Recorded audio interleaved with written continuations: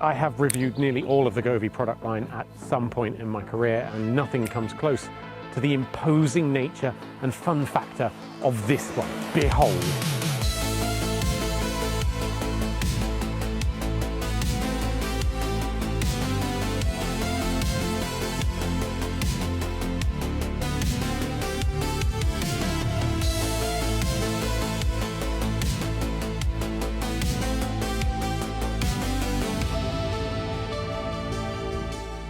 The Govee Lightwall model H70B8 is a 9-foot wide pixel display, IP rated for outdoor or indoor use, clearly derived from basic Govee curtain lights, but also so much more.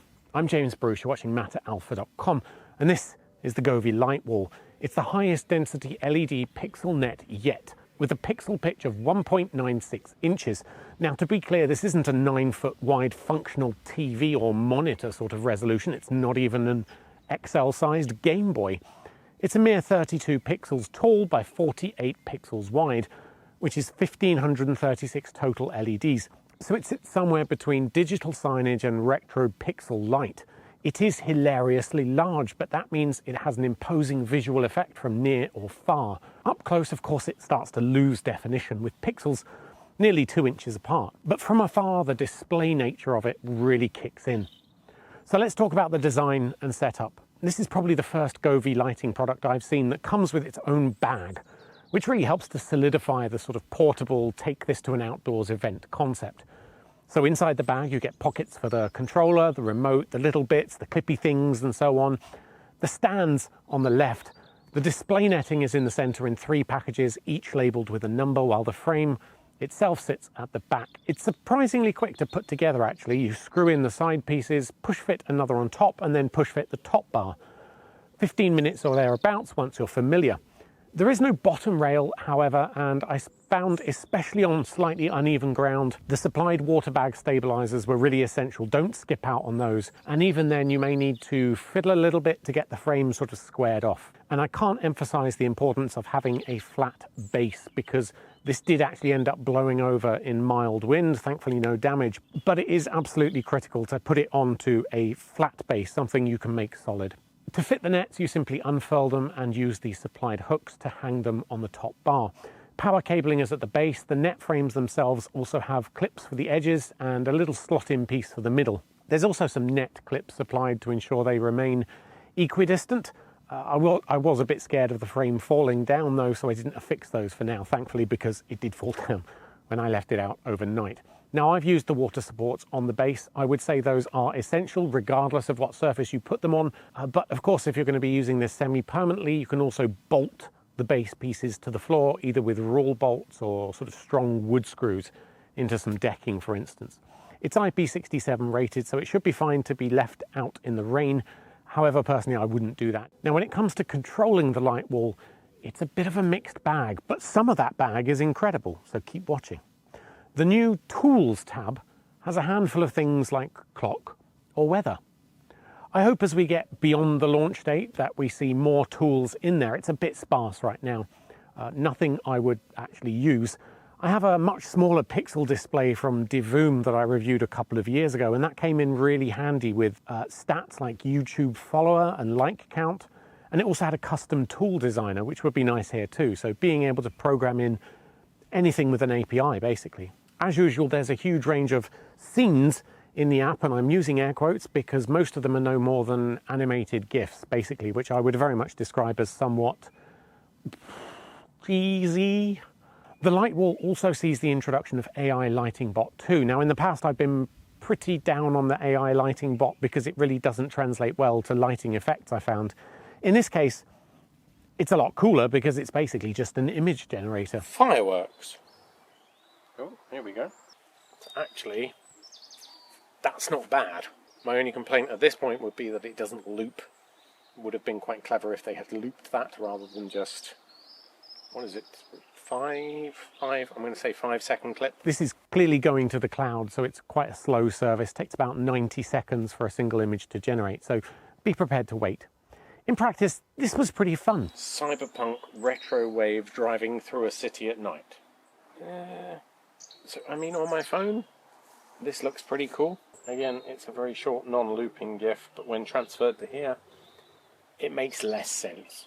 So it did a pretty good job in terms of GIF generation. It just doesn't really work on a big screen like that. Still, impressive concepts, I think. The other strength of this will be the custom GIF upload, so that opens up anything really.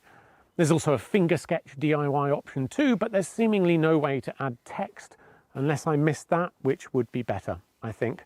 Trying to sketch onto a tiny pixel display is really quite difficult.